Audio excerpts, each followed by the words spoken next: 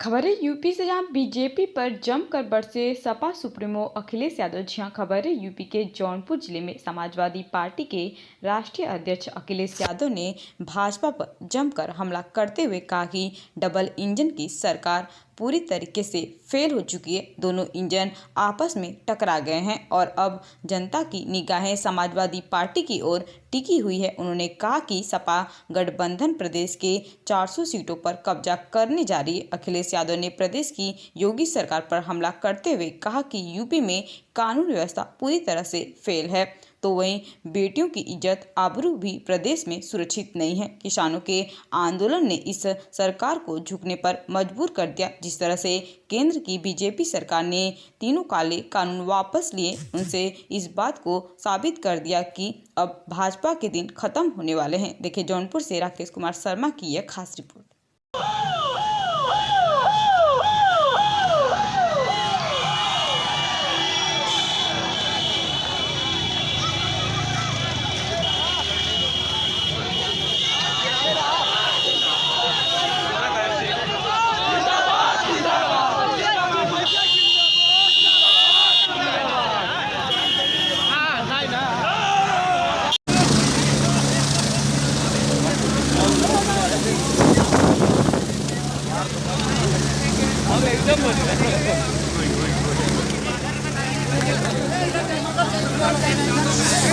साथियों का अभी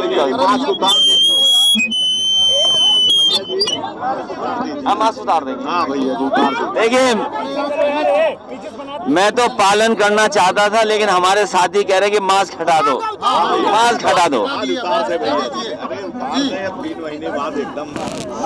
मैं सबसे पहले प्रेस के लोगों का धन्यवाद देना चाहता हूं। मेरे साथ ओम प्रकाश राजभर जी हैं, साथ में मुझे याद है वो समय जिस समय एक बच्चा सेल्फी लेकर के गया था, उसके पिताजी को गिरफ्तार किया और मार मार करके उसकी जान ले ली गई। आपको याद होगा, समाजवादी लोग उसके घर परिवार में गए, हमारे एमएलसी जो पूर्व में रहे वो गए, डेलीगेशन गया और पटना में उन पुलिस के खिलाफ कार्रवाई हुई। कृष्ण के मामले में याद होगा क्या हत्या हुई, पुलिस को जेल जाना पड़ा, कस्टोडियल डेथ हो रही है, नेशनल ह्यूमन राइट कमीशन से नोटिस मिल रहे हैं। पूरे देश में इतनी कस्टोडियल डेथ कहीं नहीं हुई जितनी उत्तर प्रदेश में हुई है। नेशनल ह्यूमन राइट कमीशन लगातार नोटिस दे रहा है सरकार को। तो ये कानून व्यवस्था है, कानून व्यवस्था को चौपट कर दिया इन्होंने।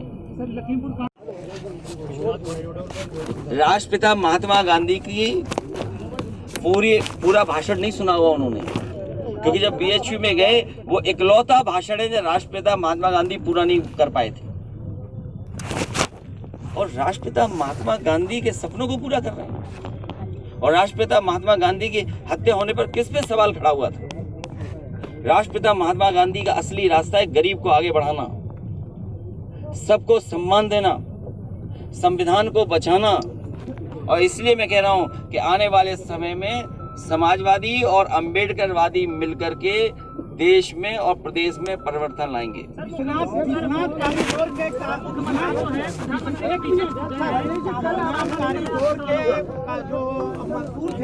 इसके लिए धन्यवाद दे दिया मैंने। अब तो ये सरकार तो नहीं ठीक करेगी। मुझे याद है कि आजमगढ़ से 4 लेन बनने का काम जौनपुर और जौनपुर से इलाहाबाद 4 लेन का सड़क का काम समाजवादियों ने दिया था। अब कितना पूरा हो गया ये आप बेहतर समझते होंगे। जिला मुख्यालयों को 4 लेन से जोड़ने का काम शुरू हुआ था, तो सड़कें अच्छी बनना शुरू हुई। इसने परियोजना रोक दी और गड्ढे तो इतने हैं कि सड़क नहीं दिखाई दे रही गड्ढों में। कल प्रधानमंत्री जी ने भोजन किया है कारीगरों के साथ, जो विश्वनाथ कारीगर। अच्छा, कौन नहीं मजदूर के साथ भोजन करता है? जब जिस समय कैंटीन का खाना सस्ते में किसानों को और गरीबों को और मजदूरों को पौष्टिक आहार मिले, समाजवादी सरकार हम खुद मजदूरों के साथ बैठ करके खाना खाएं। सवाल वो नहीं है, सवाल ये है कि मजदूरों को हमेशा पौष्टिक आहार मिलता रहे। उसकी योजना उत्तर प्रदेश में चालू की थी समाजवादी सरकार ने, वो योजना क्यों बंद कर दी गई? जिस कॉरिडोर सवाल आपको ये पूछना चाहिए। जिस कॉरिडोर का उद्घाटन किया अखिलेश जी, छोड़िए ना, ये हमारे सहयोगी दल हैं। इस बार इन्होंने दरवाजा बंद कर दिया बीजेपी का, और आपके यहाँ सिटकनी बोलते हैं कि चिटकनी बोलते हैं? सिटकनी बंद कर दी इन्होंने। अनुप्रिया पटेल करवा रही हैं, खड़े हैं अखिलेश जी गठबंधन के नाते इनके आपस में कैसे आपने देखा एक दूसरे को? अरे हमसे संबंध तो अच्छे हैं, और इनके आपस में भी संबंध है। इन संबंधों की चिंता मत करो, आपको संबंधों की चिंता करनी है। डबल इंजन सरकार जो पैदल पहले ही हो गए, सरकार से पहले पैदल, और किनारे होकर के तस्वीर देख रहे हैं। सोचो, तस्वीर किसी की खींच रही है? जो इस चुनाव के दूल्हा होने हैं वो कहीं किनारे पे खड़े हैं। अखिलेश जी, अनुप्रिया पटेल आजमगढ़ का नाम बदलने से कुछ नहीं होगा। ये नाम बदलने वाला, रंग बदलने वाली सरकार, दूसरों के काम अपने काम बताने वाली सरकार, जो कैंची कहीं से आता, फीता कहीं से आता, काट करके जो अपने नाम कर रहे हैं, इनको जनता बदल देगी। जनता बदलाव चाहती है, और आप सब भी बदलाव चाहते हो।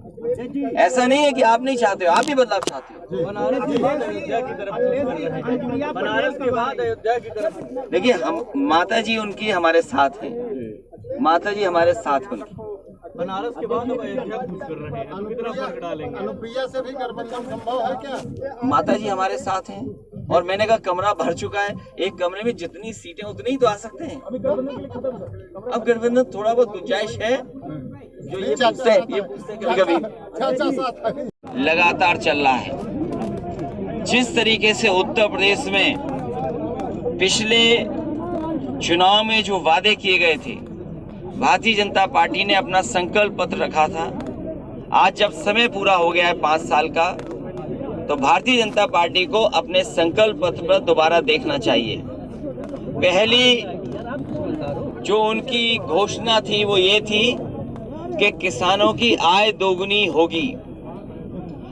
इस समय जहां महंगाई बढ़ गई है, लोगों की आमदनी कम हुई है, बचत है नहीं, तो कमाई जब नहीं बची है, और अगर हम आकलन करें तो आज सभी की आधी कमाई हो गई है और महंगाई दोगुनी है। तो जिस समय आधी कमाई होगी और महंगाई दोगुनी होगी तो खुशहाली कैसे आएगी? क्या आज के समय पर किसानों को खाद मिल रही है? डीएपी का पर्याप्त इंतजाम है? यूरिया क्या मिल पा रही है? किसान की खेती और किसान की किसानी को बर्बाद करने का काम भारतीय जनता पार्टी की सरकार में हुआ है। कोरोना के समय पर अगर किसान ने खेत में काम न किया होता तो आपकी अर्थव्यवस्था और चौपट हो जाती। पहले तो 3 कानून लाए गए, बड़े पैमाने पे किसानों को अपमान किया गया। 700 के लगभग किसानों ने ये जान गई, और अब वही सरकार के लोग जो काले कानून को तरह तरह से कहते थे, उसके पक्ष में, उसके खिलाफ, और आज वही लोग पक्ष में बोल रहे हैं। और आज मजबूरी में उन्हें उत्तर प्रदेश का चुनाव देखते ही उन्हें तीनों काले कानून वापस लेने पड़ गए, क्योंकि जनता के बीच में जो नाराजगी दिखी उसकी वजह से किसान उनके सामने खड़ा हो जाता चुनाव में। इस वजह से उन्हें कानून वापस लेने पड़े। आज बड़े पैमाने पे नौकरी नहीं है, रोजगार नहीं है, कोई काम हाथ में नहीं है। जो इन्वेस्टमेंट के वादे किए गए थे, जिसमें प्रधानमंत्री, राष्ट्रपति जी आए थे, क्या उत्तर प्रदेश में इन्वेस्टमेंट आया? मुझे कोई बताए कि जौनपुर में नौजवानों को नौकरी और रोजगार के लिए कौन सा बड़ा निवेश हुआ है, कौन सा इन्वेस्टमेंट आया? अगर कोई इन्वेस्टमेंट आया हो तो बताएं। जो बड़ी बड़ी नौकरियां निकली, लगातार कभी पेपर लीक हो गया, कभी स्थगित करनी पड़ी परीक्षाएं। ये सरकार का कामकाज है। इसलिए लगातार किसानों के हित में, नौजवानों के साथ के लिए कैसे महंगाई रुके, उत्तर प्रदेश में बड़े पैमाने पे भ्रष्टाचार, इनके सांसद विधायक गांव में नहीं घुस पा रहे, कई सांसद विधायकों को अपमानित होना पड़ा, आपके ही बगल में सांसद कूटे गए। तो ये तमाम चीजें जब जनप्रतिनिधियों के साथ हो रही है और जनप्रतिनिधि जनता के सामने जवाब नहीं दे पा रहे हैं, आखिरकार सरकार ने किया क्या 4.5 साल में? ये डबल इंजन की सरकार पूरी तरीके से फेल हो गई है। ये डबल इंजन एक दूसरे को